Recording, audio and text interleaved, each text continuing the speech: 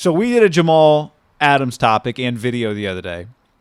And that was before the video of him and his Mercedes truck came out with the guy yelling, "Come to Dallas!" And he's like, "I'm trying." Really good video. Really quick, I did a scroll job on that guy's page. Yeah. The guy that took the video. He screenshotted multiple interactions with Bleacher Report, Sports Illustrated, and ESPN where he DM'd them. I got something for you. Hit me up on Jamal Adams to the Cowboys. Yeah. And Like what was the response? Yes or no? Yeah, it was like, SportsCenter, can we use your video? Yes, we're interested. We will use your video. And it was like, oh, this guy, Do you think he was following around just to yell at? Here's what I'll say about this guy. We live in. Is he like a former radio host, podcaster? How does he know to yell? If he had yelled like, "Come to the Dolphins," wouldn't have done as many views. No.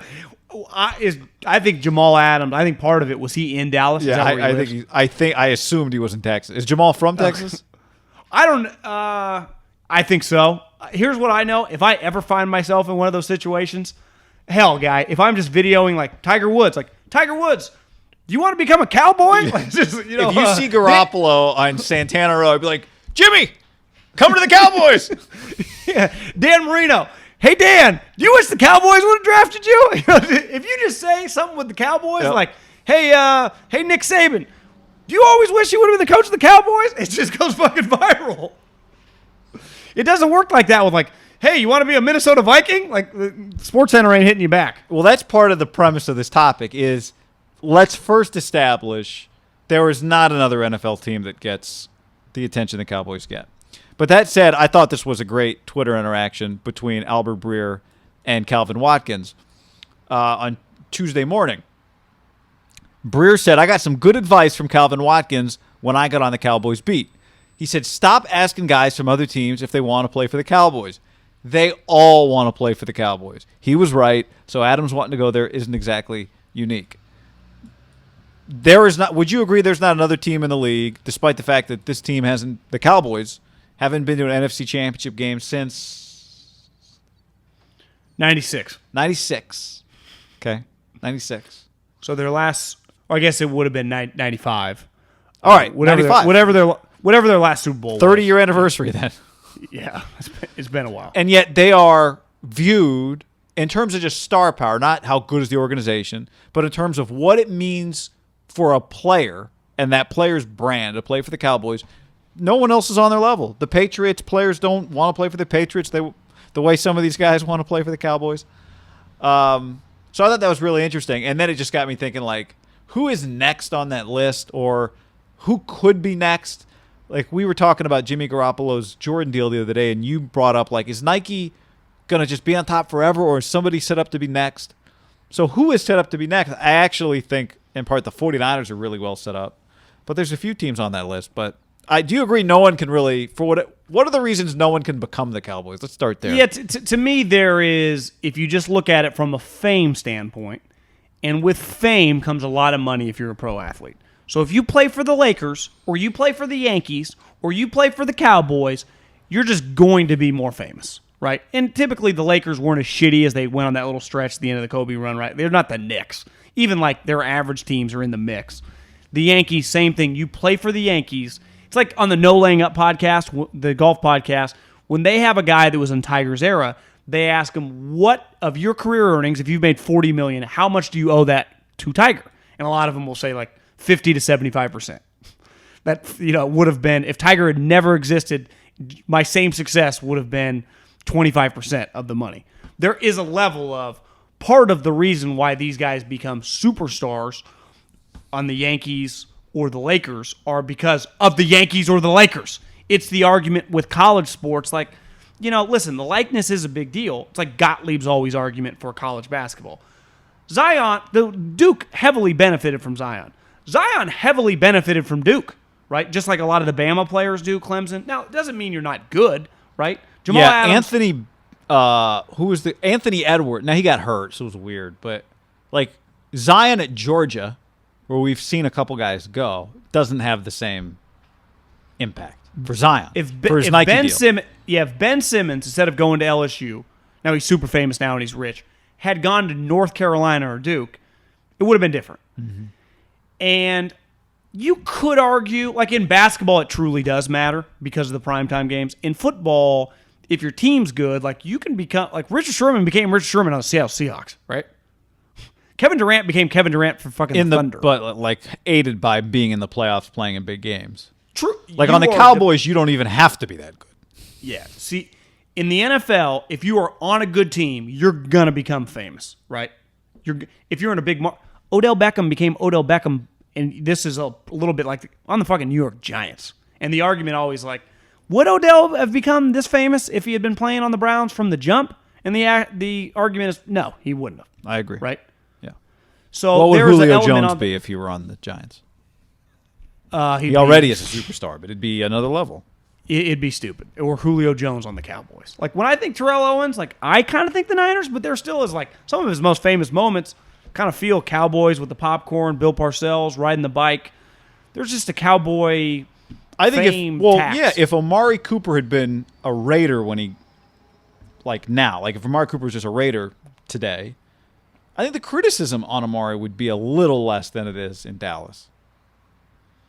They just give him $100 million. That's what I'm saying. If the Raiders gave him $100 million, now again, to your point, it's fine because the NFL is so national that fans get mad about guys on teams that. See, that's the pushback. Like Amari, the NFL of the other two leagues, like being on the Yankees or Red Sox is a lot different for you than the A's. Like being on the Houston Texans, if you're a star, like you're getting huge money, you're on Madden, right? Like DeAndre Hopkins, pretty big star. But there is an element of the Cowboys, which is crazy because how many times have they made the playoffs the last 20 years? If I just had to guess off the top of my head, like 6 of 20. So, and they haven't won many playoff games. I'll be honest, that feels high. Well, they've made the playoffs like 3 of the last 6 years. Dak's made it twice. You're right. Maybe it is. Okay, you're right. What was the time stamp you said? I'd say the last 20 years, so 2000 to 2020. Yeah, I mean, so 1, 2, 3, 4, 5, 6, 7. So but I bet if you looked at like the Steelers or the Eagles, or how many times Seattle made the playoffs last decade? 8, right? 8 in 10 years, where it just feels like they're going to be good every year. The thing for the Niners is they are a powerhouse brand when they win. They immediately become, boom, the Yankees or the Dodgers or the Chicago Bulls or what, like they just factor in. But there are not that, like the Cowboys just had an 8-8 year, which is not terrible. Coach fired, and they still feel like they're the number one topic a lot. And I used to be kind of anti-Cowboys. I think their team, like, it's not like they got some joke team, right? They should be good. I think most of us just watch football go, yeah, the Cowboys got a lot of good players. They got a good coach. Like, they're not like some fraudulent squad, right? It's not like they're the Jaguars. Like, they do have a lot of really good players right now, this iteration. But I think it speaks of, like, there were some Tony Romo teams that you go, I bet if we just Googled the roster, you're like, God, Tony went 8-8 with that squad? But part of this is, and this goes back to, like, how has Jordan maintained greatness and not greatness, but relevance with generations that didn't see him? The Cowboys got so cool in the 90s. Now, they already were a big deal before that, right? Their owner, though, to me, plays a huge role in, like, he's Trumpian in the sense of just his marketing skills. Like, he's just always in the mix on shit. He always is talking. Is Jerry Jones as equally as famous right now as the Cowboys? Just when you just say Jerry Jones. Like, you played golf the other day, you go to a restaurant, you just bring up Jerry Jones. Is there any chance if the person's like under 50, he doesn't know Jerry Jones? No, I would say it's probably impossible for the individual to be more famous than that brand, but among casual sports fan, right? Like, my point is there's going to be a lot of people who just don't really know anything in your office, but maybe they're that they know who the Cowboys are. They don't know who Jerry is necessarily. So I think your point is true. He's huge for the brand. I don't think he's more famous than the brand. Would you say Mark Cuban's more famous than the Mavericks? Yeah. But obviously the Mavericks are much more closer to like a startup team than, even though the Cowboys still were, even though they weren't on that. Before Jerry, they were still the Dallas Cowboys, right? Yeah, won Super Bowls. Roger Staubach. I mean, they'd, but so that's a long way of saying they are where they are. It's going to be hard to get there. But in terms of just like what players want, not national branding, I do think the Niners can be first for a generation. Like if you're a college, I've had the conversation with a few people around the Pac-12 about Brandon Ayuk. Like if you're Brandon Ayuk coming into that draft, there are 3 or 4 places you want to go. Just if you're an offensive play, if you're a wide receiver, where do I want to go? New Orleans, Kansas City. But you wouldn't have said this 16 months ago. No, but that's what the Niners are now, and it's a combination of winning, of Kyle Shanahan's offensive coaching. They are really good on defense too. So, but I think they're just a button-down organization. They do feel cool, and this goes back to something you said maybe last week about the Niners just being kind of this juggernaut Fox in the 90s. They just are a flagship franchise for the organization, right? Sometimes we talk about them like, oh, people are picking up on the Niners. It's like, yeah, they're one of the most important franchises in the history of the league, and especially in the last 40 years of the league. So, of course, people are picking up on them. So they do have just some of that behind them that I think when they're good, they get big fast. To your point, you wouldn't have said it a year and a half ago. But they get big fast, and I think people can sense it. And then on top of that, even if you don't remember Steve Young or you don't remember Montana, you're a kid coming out of college right now, you just turn it on, you go, they look cool, their coach looks cool, seems like they treat their players well, those guys seem like they're having fun, they win, they put you in positions to succeed. They play in all these big games. I just don't know who has that much instant stock. I mean, who has that much instant stock in the NFL right now? Do the Packers? My pushback would be is the Packers for like 30 years were just pretty consistently good. Yeah. The same with the Steelers. The Niners, while they had the Eddie run, they disappeared for a while. No doubt. And then they came flying back with Jim, and then they disappeared. Like that's the one thing these other teams, like when do the Eagles, Steelers, Packers disappear? The Niners just can all of a sudden they've had multiple 2-win teams between like NFC championship. I know, but I think that is forgotten fast. They didn't just I agree, but that's why they disappear for a minute. No like, doubt. Most of the other teams just don't disappear. But to me, like the fact that they disappeared is forgotten now.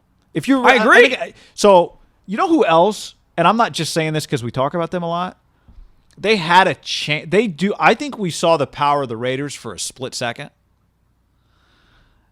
And I do think they can. The year that we thought Derek Carr might win an MVP, like they were a big deal everywhere in the NFL. People just talked about them, like they are. And now they got Chucky. Now they're not set up for this right now, but I do think if they were really good, they would kind of be like, "Oh, okay, that's a cool play. That's a cool place to be." The Patriots, it doesn't feel like it's player friendly. Like you said, they don't get paid. He doesn't pay you, so I don't know that you would quite desire that. Well, that's the thing with the 49ers. Like, who are they truly? They pay their own guys. They don't, when it comes to free agents, now they haven't really been nitpicked like that, right? Because you just be like, oh, all their good players, they've always paid. Yeah, their own good players. They don't really get outside help. Now they trade for guys. You could push back. But it feels like John, Bill goes they out did of trade his for way. D Ford. Yeah, they pay D Ford. They did it with Trent Williams. They're definitely more player friendly for sure. I mean, I think the Niners have a chance, guy, to... I'm not going to throw out the word dynasty. They haven't even won a Super Bowl yet, but have a chance to have like a Packers Aaron Rodgers type run, where it's just they are the stalwart of the conference. Well, really, when I think the NFC the last 10 years, I'd say the two teams that stand out that have been the most consistent would be the Packers, who were good basically every year until those last like McCarthy year, and then boom, they get LaFleur, they're good right again, and would be Seattle, who I think 8 out of 10, and we're always good. Like the Eagles had a couple down moments. Cowboys, no. The Vikings are probably on like that next year. They've had a pretty good decade. But the Saints, remember, they were like a 3 or 4 year stretch where their coach was suspended. They were going 7-9. Just winning, if you consistently win, the Niners pass those franchises. The Packers, I'd say the Packers are unique because when you hear some of these players like Charles Woodson when he signs there, he's like, I didn't even know where I was going to live. Like everyone, the Bay Area, they kind of know it. But it's like once you start playing for the Green Bay Packers, I think it's like this is pretty sweet if you're getting paid, right? I think them and the Packers. Let me put it a different way. Separate from the Cowboys. What about Kansas City? The NFC. Let's just talk NFC. I would go Philly. Packers, Cowboys, 49ers. Fox built their thing around them. Now the NFC East has I think the Eagles and the Giants can throw their hat in the ring fast. If I just told you the Giants, like Joe Judge, are kicking everyone's ass for a couple years, like who the fuck wouldn't want to play in New York? New Orleans? And the Eagles pay you. Yeah, I think they're up there. Let me put this a different way. Let's talk about it like it's college football. Desirability. Where do players want to go? What's cool? The Dallas Cowboys are who? I think it's pretty easy. USC football. Just trying to get back to where they were. I was trying to think, like, yeah, Florida, Miami. Or my other thought was Texas. University of Texas. But here's the thing. I think Oklahoma, if you take a step back, is like cooler in Texas. I wonder if Texas, like I don't think the Cowboys are overrated. Like their numbers speak for itself. I actually think Oklahoma is the more important brand of the two, yet Texas kind of gets the buzz. And I think most people would be like, yeah, Oklahoma's better. But I'm just saying, Google the last 50 years, Oklahoma's been better. The thing is, think Texas, it's pretty cool. I think, like, is just like number one in athletic department in football revenue, right? So that's because part they're of, yeah, and they part of it, represent yeah, sure. like seemingly a more important state to the sport. Like they are in. That's part of SC's deal. They're in They are in the heart of the talent in the state of California, which is one of the three biggest talent states. The Texas pushback on Oklahoma would be like, yeah, check the historically where most of their best players If we were come doing from. our job, Texas. they wouldn't be so good. Yeah, it's like when Oregon argues, like historically, where do most of Oregon's best players come from? Southern California. When Peterson took off with Washington, where'd they come from? L.A. guys, right? Yeah. That's a good one. So in a college stamp, like from a college, can the 49ers be Clemson or whoever you would say is Yes. Yes. There is no doubt. Whatever that group is like, what is that group? Ohio State, Clemson. I mean, right now it's LSU as well, right? I do think one team. Oregon's getting there, or is there? I think for a split second they felt like they were going to become it when they won, and I still think they have a draw of L.A. and McVay's cool because remember Aqib Talib went there, Sue went there. I think they are like if you had a guy, let's say they both make the playoffs this year, the Rams and the Niners. Neither of them win the Super Bowl. Let's say each win a playoff game and both lose in the second round or whatever. And they're both going for the same player. You could argue the guy might just choose L.A. Right. I think you could argue the Rams are a little bit of a sleeping giant. The Niners have the history, the cool factor. They win. The Rams do just their one curveball is they got fucking L.A. and guys love living there. Mm-hmm. And there's a stardom aspect there that I think when you talk about the Cowboys being a big deal in L.A., even though your pushback would be like, does anyone even pay attention to the Rams? The players don't necessarily think about it like that. They'll be treated like a star. Yeah, that you go to front row Laker games. You know, if you're, I'm trying to think of like the level player, you know, Jamal Adams, if he got traded to the Rams, I don't think he'd complain once he got there, right? No, he'd love it. Because if you're going to pay the taxes. No, they weren't. No, Ravens, Cowboys, Texans, Chiefs, Eagles, Niners, Seahawks. But if I said Jamal Adams had given Schefter this list a year previously, would they have been on the list maybe? And the Niners might not have, right? The Rams would have been on there. The Niners would not have been on there.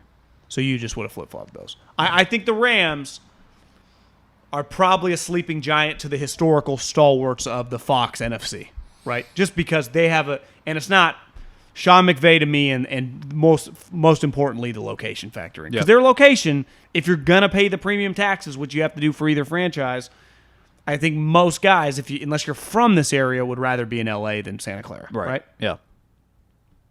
Now, if the Rams, if I tell you they go 7-9 next year, they do have to win. Well, that goes back to the point, right? Outside of the Cowboys, it's just how many of these organizations are stories when they're bad? The Cowboys are one of the biggest stories in the NFL. Yeah, that gets back to the Lakers and Yankees, right? Yeah. But there was a number 2 spot to be taken right now. All right, I mentioned the Raiders. You didn't quite like that mention of the Raiders, but I mentioned they the were Raiders. fun. They were fun. They had a minute. Yeah.